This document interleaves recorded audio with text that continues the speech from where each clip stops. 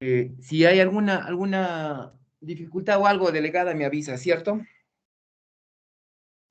Está bien, doctor. Muy bien, jóvenes, buenos días. Vamos a compartir esta media hora de clases,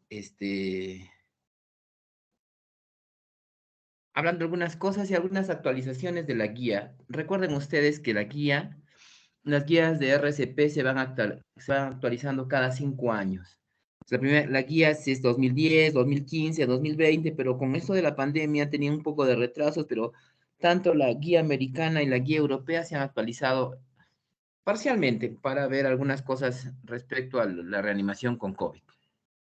Esto va a ser la, la agenda de la charla.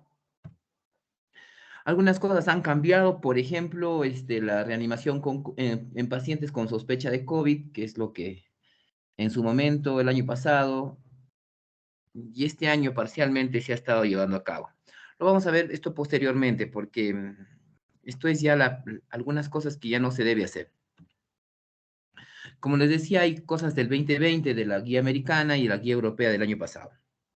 Entonces, miren jóvenes, la enfermedad cardiovascular es sin duda la principal causa de muerte. Dentro de ellos el arresto cardíaco y la parada cardiorrespiratoria, las principales causas de muerte.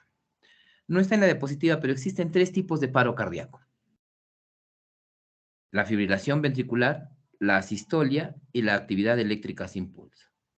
Es importante que recuerden esto porque si ustedes tienen fibrilación ventricular van a desfibrilar, y si ustedes tienen asistolia o actividad eléctrica sin pulso, eso no son ritmos de desfibrilación. Entonces, para eso nos sirve saber las causas de fibrilación, de paro cardiorrespiratorio. Entonces, es muy importante que recuerden que anualmente casi 500.000 de muertes por muerte súbita y arresto cardíaco. Deben recordar de que por más avances que existen, tal vez menos de la mitad de los pacientes que reciben RCP, o sea, que tienen un paro cardiorrespiratorio, reciben ayuda. Y menos del 10% se utiliza desfibrilador externo automático antes de la llegada de un servicio de emergencia. Si ustedes se percatan, no sé, acá en Huancayo los centros comerciales tienen DEA, no he visto un DEA, pero deberían tener un DEA, o un aeropuerto, o un coliseo, un estadio, siempre debería tener un DEA como parte del funcionamiento de esto. ¿Por qué es importante tener un DEA? Porque solo es la fibrilación ventricular la que ayuda un desfibrilador, valga la redundancia. Recuerden que el 80-90% de las muertes súbitas son causadas por fibrilación ventricular. Por lo tanto, si yo tuviera un DEA, salvaría este tipo de pacientes. Entonces, si yo tengo fibrilación ventricular, el único manejo es desfibrilación y uso del DEA. Entonces, a medida que pasan los minutos en parada cardiorrespiratoria, la mortalidad disminuye. Perdón, la mortalidad se incrementa y la sobrevida disminuye. A medida que por cada minuto de demora en la reanimación, es 10% menos de sobrevida. Entonces ya ustedes saquen su cuenta cuánto tiempo podemos esperar para tener daño cerebral y para tener muerte en este tipo de pacientes. Algunas cosas han cambiado. Por ejemplo, se habla mucho de la cadena de sobrevida o la cadena de sobrevivencia. Entonces, con el tiempo, inicialmente eran cuatro ejes, hoy se hablan de 6 y lo vamos a recordar. El primer eje o el primer eslabón es activación de respuesta de emergencias, es el 1, RCP de alta calidad, desfibrilación, soporte vital avanzado, soporte vital avanzado, cuidados post-paro cardíaco, y luego ya viene la parte de recuperación. Entonces, pregunta de examen, ¿no? ¿Cuáles son los eslabones de la reanimación cardiopulmonar? Eso es muy importante, es que ustedes recuerden, y eso sí lo tienen que memorizar. Lo repito: actividad del sistema de emergencias, RCP de alta calidad, desfibrilación, soporte vital avanzado, cuidados post-paro y recuperación. Entonces, tenemos algoritmos del AJA del 2020 y los americanos y los europeos del año pasado. En general, todo se parece. Recordemos que esta cadena de sobrevida, los 6 elementos, de la reanimación extrahospitalaria y eso va a encabezar o va a llevarse a cabo cuando uno haga la reanimación. Entonces, primero, el reconocimiento de un paro cardiorrespiratorio,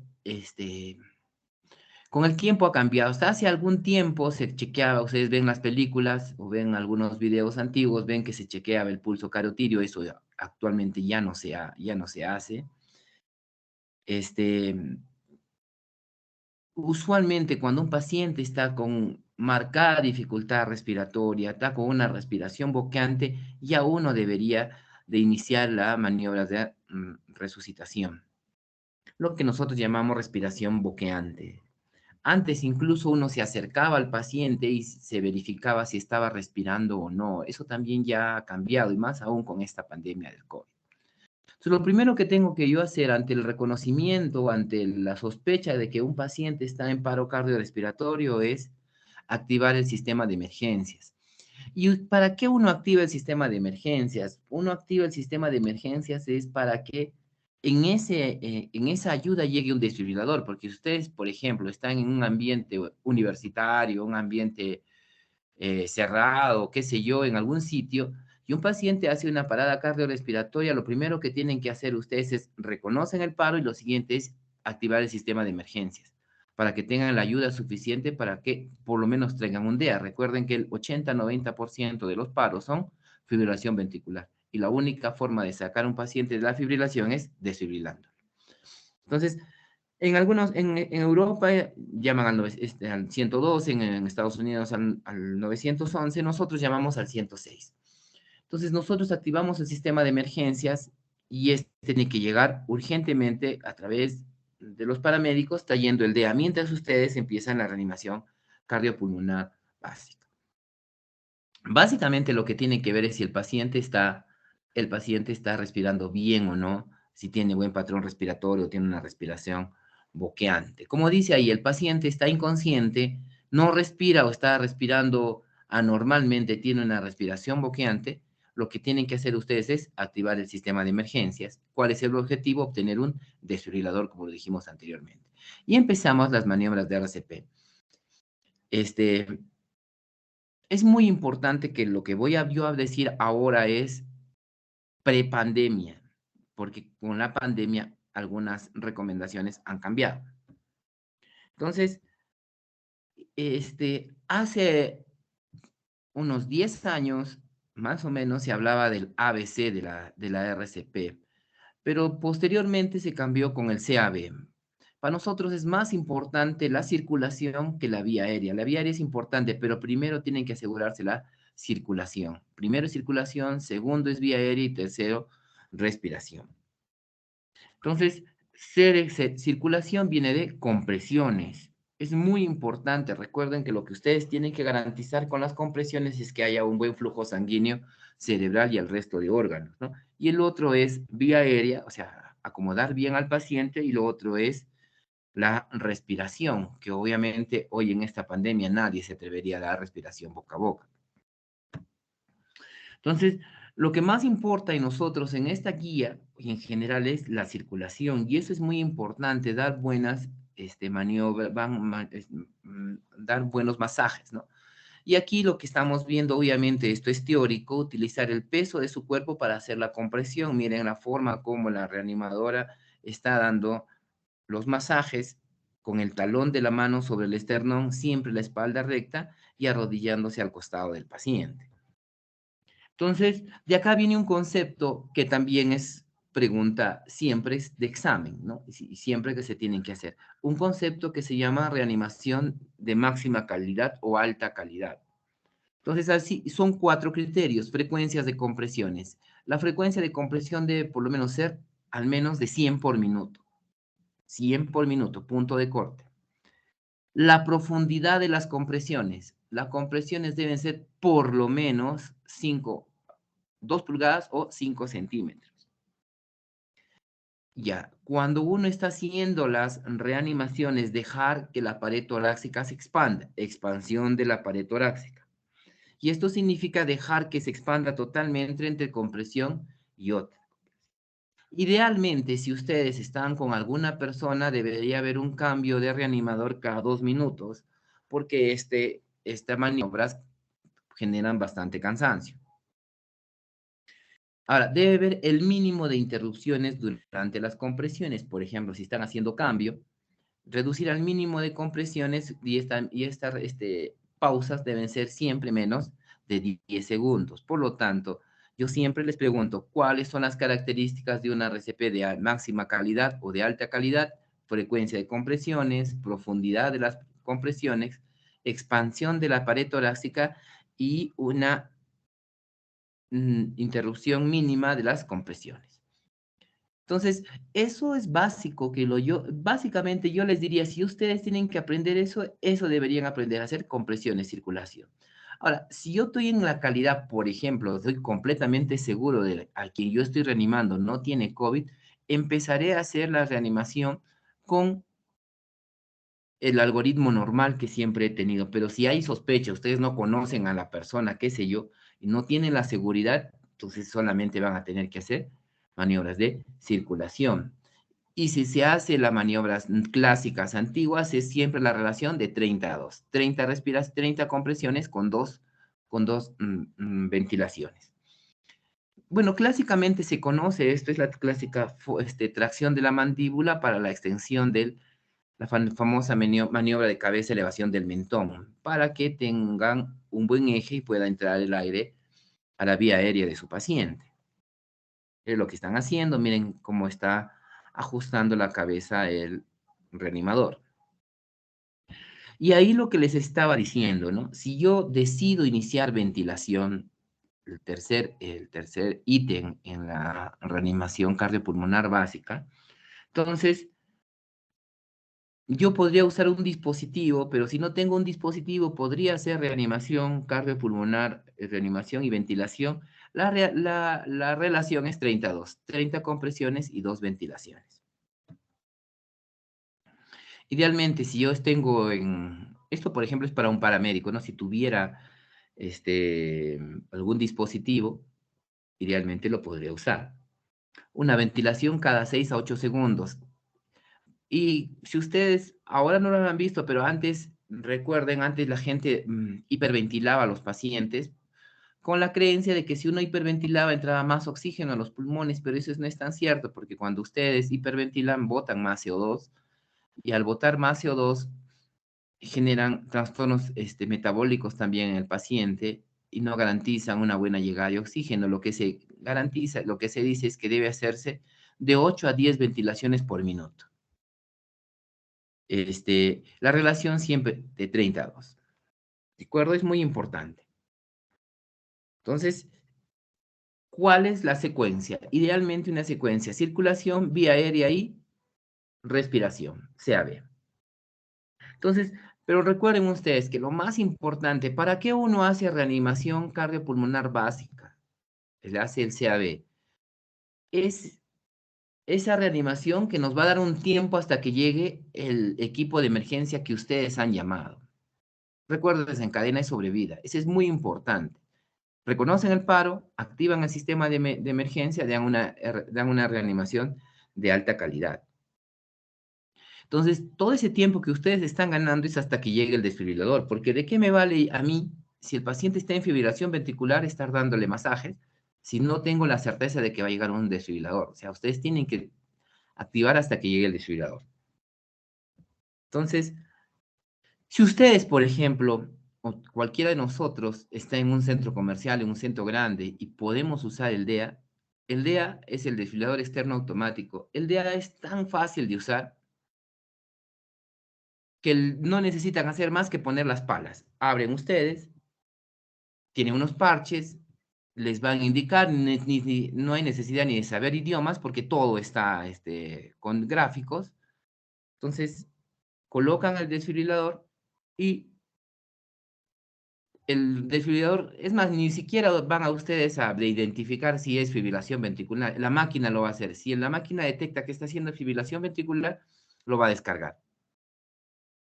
Entonces, la idea es, el otro ítem es desfibrilación externa automática. Obviamente, no van a hacer esto.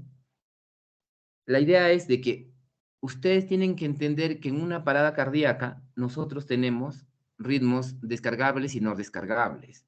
Si es descargable o desfibrilable, tiene que ser fibrilación ventricular o taquicardia ventricular. Entonces tienen que ver que estos dos ritmos son descargables. Pero si ustedes tienen actividad eléctrica sin pulso o asistolia, en la vida van a descargar, por más que ustedes lo hayan visto en Grey's Anatomy o en alguna otra película donde descargan a las asistolias, ¿cierto? Ustedes ven las películas que las asistolias les descargan, no tiene sentido descargar o desfibrilar lo que no está fibrilando. Recuerden, el término es desfibrilador y el desfibrilador funciona para desfibrilar al que está desfibrilando. Nadie hace descargas en una asistolia o en una actividad eléctrica sin pulso. Para eso es muy importante. Entonces, es muy importante, si ustedes llegan y tienen a la mano el DEA lo que les va a decir, ¿descargo o no descargo? Descarga indicada es fibrilación ventricular. Descarga no indicada es actividad eléctrica sin pulso o asistolia. La idea de la descarga y de la reanimación es de que vuelva la circulación espontánea. Si yo, por ejemplo, estoy en actividad eléctrica sin pulso o asistolia, mi cabeza va a decir no desfibrilar, sino dar adrenalina. Mi cabeza va a estar en darle adrenalina al paciente para seguir con la reanimación hasta tener respuesta en el paciente. Igual con el desfibrilador, doy la primera descarga y evalúo, sigo reanimando y evalúo en 2 minutos. La otra pregunta es, ¿cuánto de energía yo debo aplicar en la desfibrilación? Actualmente los desfibriladores ya son de energía bifásica. Antes se usaba energía monofásica, entonces se iba escalando, ¿no? 200, 300 y 360 joules. Hoy en día, con los nuevos dispositivos que son bifásicos, usualmente lo que hacemos es darle 150 joules, o lo máximo que nos recomienda la casa fabricante, ¿no? Entonces dice, no, la recomendación es de 120 a 200 joules. Si se desconoce, den el valor máximo disponible. No hay necesidad de escalar. Es muy importante saber, el objetivo de una reanimación es restaurar la circulación. Entonces, ¿cómo me doy cuenta de que estamos restaurando circulación? Primero que recuperas pulso, recuperas presión, el paciente va a empezar a despertar o va a cambiar de color, vamos a tener mejor signos de perfusión. Y si yo tengo a la mano y he puesto un tubo endotraqueal, tengo capnógrafo o puedo tener una línea arterial y eso ya sí es hospitalario, podría yo saber si ha salido del paro. Pero básicamente es recuperación de pulso, de la presión arterial y mejora y el despertar del paciente. Entonces, ¿qué es lo que yo hago? Si yo tengo una parada, un paro cardiorrespiratorio, lo identifiqué, pedí ayuda, etcétera, y ya yo estoy con el paciente, ya he dado el CAB, yo trabajo en un paramédico, trabajo en la ambulancia, lo que primero es dar oxígeno, lo conecto a un monitor, y el monitor o el DEA me va a decir si es desfibrilable o no es desfibrilable, ¿no? Y como ya hemos dicho, es desfibrilable siempre y cuando sea fibrilación ventricular o taquicardia ventricular sin pulso. Ahí doy la descarga. Ahora, si estoy frente a situaciones como actividad eléctrica sin pulso o asistolia, mi paso siguiente es dar adrenalina. Entonces, en el caso de que yo tenga fibrilación ventricular, la descargo, lo evalúo en 2 minutos. Para eso ya estoy accediendo a una vía endovenosa o intraósea. Veo, veo el ritmo. Si sigo en fibrilación, lo vuelvo a desfibrilar. Si el paciente sigue fibrilando, sigue teniendo fibrilación ventricular, usaré adrenalina o posteriormente podría usar amiodarona. Yo lo que quiero de acá que ustedes reconozcan en este algoritmo es de que si yo tengo una parada cardiorrespiratoria, yo tengo que, yo tengo que entender de que el desfibrilador me sirve para reconocer qué ritmo es desfibrilable o no. En el caso de que el ritmo no sea desfibrilable, estoy frente a actividad eléctrica sin pulso o estoy en asistolia, la conducta es dar adrenalina. Y busco dispositivos de ayuda, ¿no? Por ejemplo, si ya estoy en RCP avanzada, ya di los masajes, tengo toda la mano, ya llegó el desfibrilador, yo ya tengo que tener una vía, ya le di adrenalina, y a la vez ahí estoy pensando en qué causas pudieron haber condicionado mi parada cardiorrespiratoria. Obviamente, si estoy al costado de mi compañero en su computadora o en su celular estará buscando causas respiratorias, causas que estén condicionando el paro, porque nadie de la nada hace paro. Y ahí recordaré que existe una mnemotecnia que se llama las 5 Hs y las 5 Ts.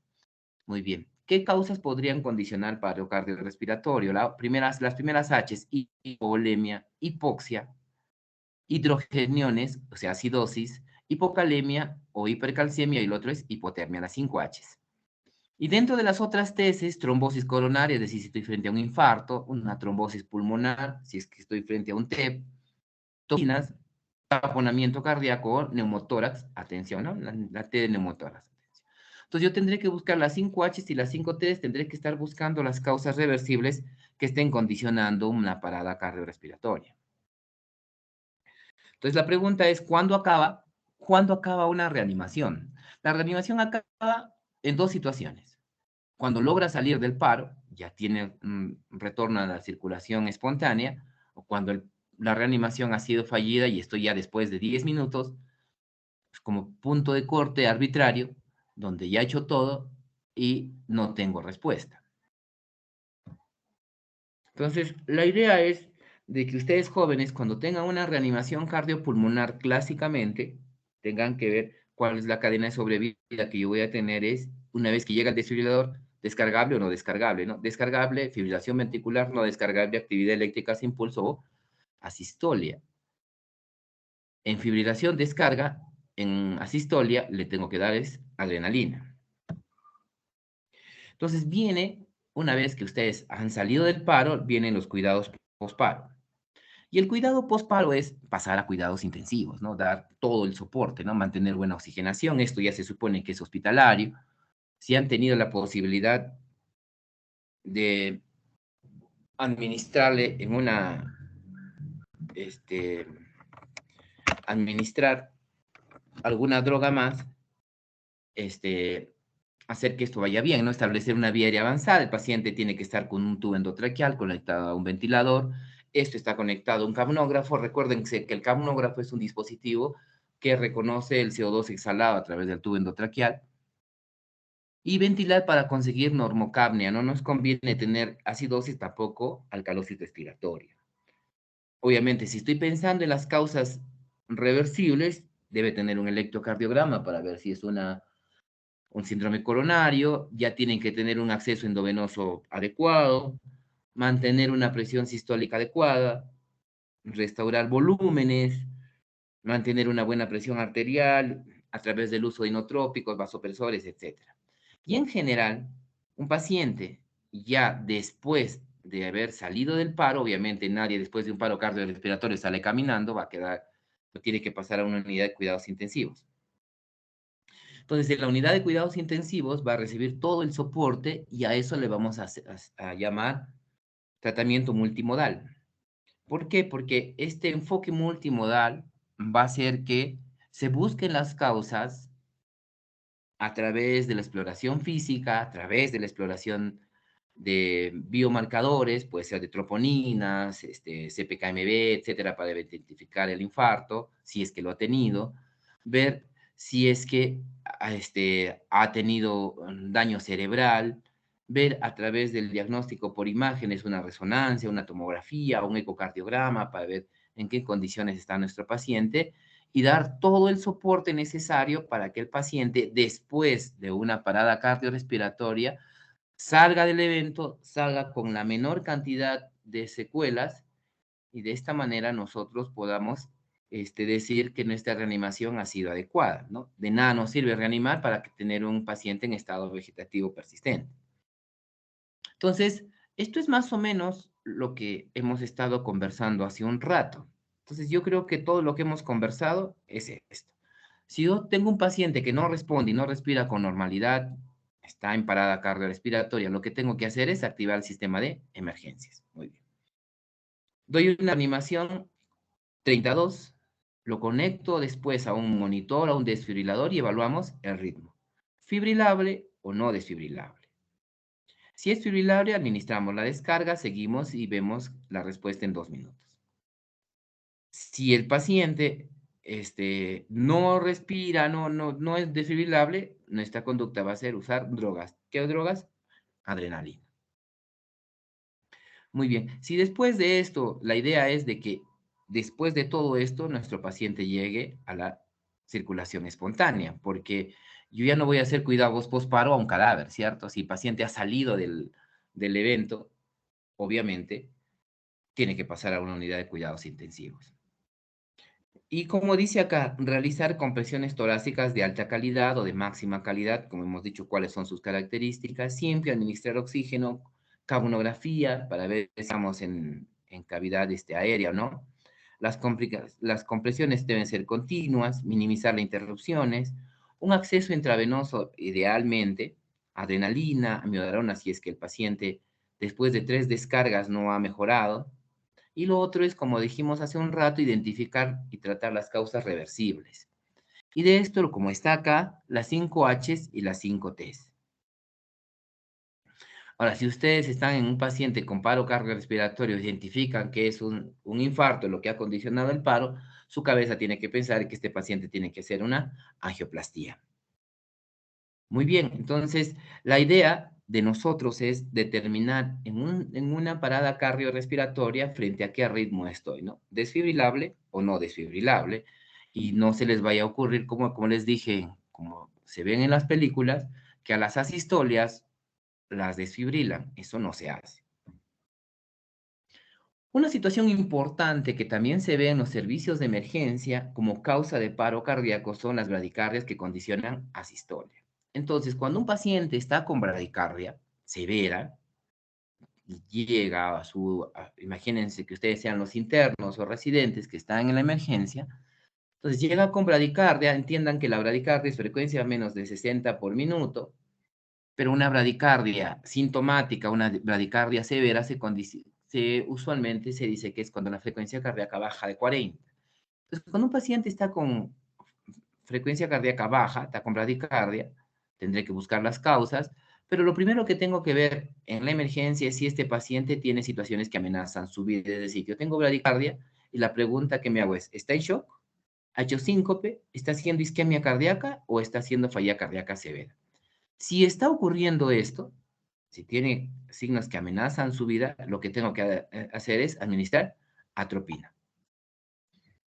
Si la atropina va bien, perfecto, ya mi algoritmo está cambiando. Pero si yo después de haber administrado atropina no funciona, ya tendré que buscar otras alternativas.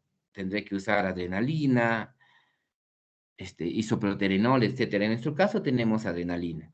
O lo que hago es, si un paciente está en shock, está con síncope, está con una bradicardia, es decir, un bloqueo de tercer grado con frecuencia de 25, y está con síncope, lo que tengo que hacerle es un marcapaso transcutáneo, un marcapaso transitorio, y ahí llamar a un experto en marcapasos, en este caso podrían llamarlo a nosotros.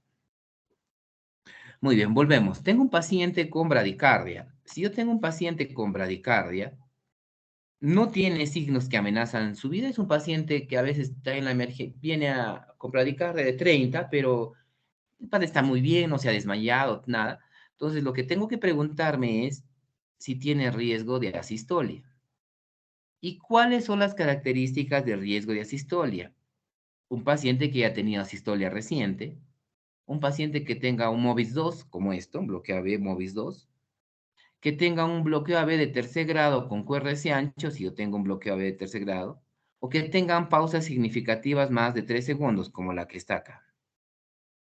Entonces, estos pacientes, si hay estas situaciones, tendré que darles atropina y que tendré que prepararme para ponerle un marcapaso. Si estos pacientes está estable, está tranquilo, no hay estas características, el paciente puede esperar para colocar un marcapaso definitivo.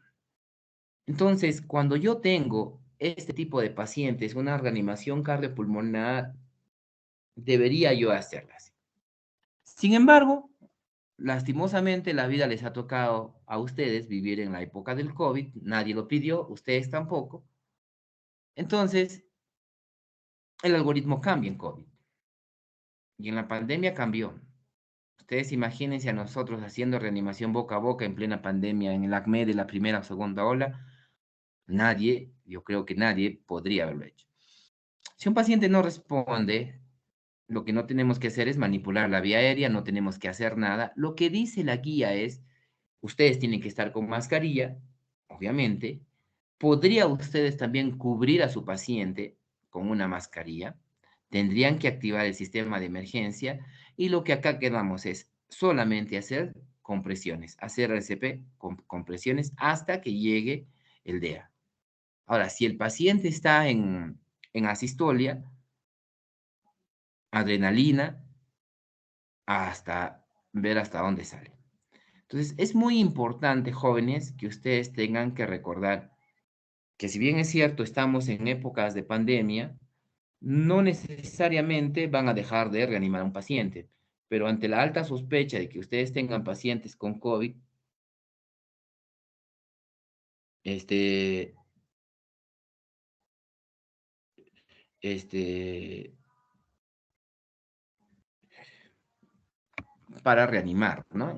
En COVID, usted en la vida van a dar respiración boca a boca, van a tener que alinear los ejes de la vía aérea, no. Lo único que hacen es lo ponen de costado y ya pues, si es que está respirando más o menos, y si no, inician solamente compresiones. Entonces, jóvenes, lo que yo quería decirles en esta charla, que obviamente es más grande, es que recuerden algunas cosas. Recuerden los, los ejes de la cadena de sobrevida. Eso es muy importante. Esta activación, estos eslabones de la cadena de sobrevida en RCP les van a preguntar. Activan el sistema de emergencias, RCP de alta calidad, desfibrilación, soporte vital avanzados, cuidado postparo y recuperación. Eso es uno. Lo otro, ustedes activan el sistema de emergencias, están dando sus masajes hasta que llegue el desfibrilador. Si no, no tiene sentido.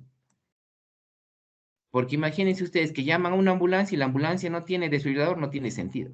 Lo único que van a hacer es seguir masajeando. Y si está en fibrilación ventricular, poco nada van a hacer. Lo otro, el concepto que deben llevarse es RCP de alta calidad o de máxima calidad, la frecuencia de compresiones, la profundidad de compresiones, la expansión de la pared torácica y la interrupción de las mismas, que debe ser mínima. Si están con un ayudante o están solos, siempre la relación es 30-2 si ustedes deciden dar reanimación boca a boca. Segundo, el uso del desfibrilador, siempre ver si están frente a un ritmo descargable o no descargable. Otra cosa ya cuando están ya en reanimación cardiopulmonar avanzada es descargan, llegó el desfibrilador, determinan frente a qué situación están, buscar las causas, ¿cierto? Buscar las causas, las 5 Hs y las 5 Ts.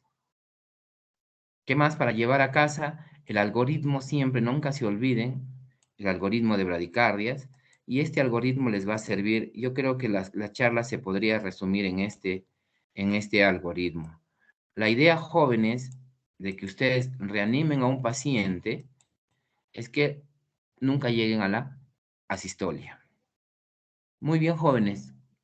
Creo que hemos sido claros. Si tuvieran alguna pregunta, y si no, yo les quedo muy agradecido y coordino con la delegada para que podamos nosotros coordinar las siguientes clases. Ya mandé la clase a su delegada para que les comparta a ustedes. Doctor, disculpe, tengo una duda. ¿Qué Dime. pasa cuando la vía aérea o la faringe se encuentra quemada? Ahí, si ustedes tienen por ejemplo, por quemadura, ¿qué tendrían que hacer en estas épocas? Proteger con un dispositivo, si tuvieran a la mano, si ustedes están a la mano, un tubo endotraqueal. O sea, no hay forma, ¿no? Miren ustedes, si yo tengo un paciente que está en paro, digamos, en un incendio, qué sé yo, ¿no? Porque si ha habido quemadura, puede ser una quemadura química o por fuego. Entonces, lo que ustedes tienen que hacer es proteger esa vía aérea a través de un dispositivo, en este caso, un tubo endotraqueal, ¿no? Usualmente se dice que en estas épocas no da respiración boca a boca, ya, pero Si hasta antes no se daba, imagínense en estas épocas. Ahora, en lo que tú me has preguntado es si yo tengo la parte de la vía aérea, la faringe, la laringe quemada, es poner un dispositivo justo para proteger esa zona a través de un tubo endotraqueal. No importa, doctor, con qué sustancia se haya quemado, igual podemos poner No, el tubo. no, es que tienes que ponerle un tubo, con más razón, porque tú no sabes, por ejemplo, a ver, si yo tengo lesiones químicas, tengo que proteger la vía aérea, y más aún, porque si hay quemadura de faringe, va a haber quemadura de laringe, y esa laringe, con la reacción inflamatoria, puedes tener peligro de que se perfore, puedes tener peligro de que se estenose, el tubo endotraqueal en lo más rápido posible poner, porque si no, ¿con qué vas a ventilar? Porque imagínate que tengas una lesión química que se queme y haya contenido faringeo o laringeo y se perfore, eso te va a dar una mediastinitis posterior, poco o nada te va a servir tu reanimación, porque al final va a morirse de un proceso infeccioso más que del proceso agudo.